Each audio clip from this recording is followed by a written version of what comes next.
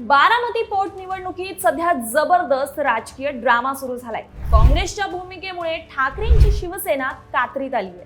महाविकास आघाडीतच आता मतभेद उघडपणे दिसू लागले।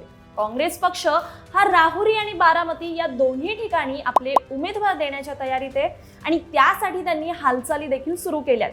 पण दुसरीकडे मात्र सुनेत्रा पवार यांनी थेट उद्धव ठाकरे यांना फोन करून बारामती निवडणुकीत पाठिंबा देण्याची विनंती केली आहे। राष्ट्रवादी काँग्रेसकडून ही निवडणूक बिनविरोध व्हावी यासाठी अनेक जोरदार प्रयत्न सुरू आहेत। त्यामुळे ठाकरेंच्या शिवसेनेसमोर आता मोठा पेच निर्माण झालाय।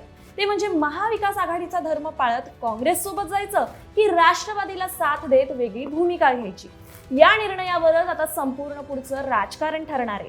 23 एप्रिलला मतदान होणार आणि 4 मे रोजी निकाल लागणार आहे। त्यामुळे येणारे काही दिवस हे महाराष्ट्राच्या राजकारणासाठी खूपच निर्णायक ठरणार आहे। पण सध्या प्रश्न एकच की ठाकरेंची शिवसेना ही कुणाच्या बाजूला जाणार आणि बारामती राहुरी पोट निवडणुकीत मविया धर्म पाळणार की राष्ट्रवादीला साथ देणार? तुम्हाला काय वाटतं याबद्दल कमेंटमध्ये आम्हाला नक्की सांगा।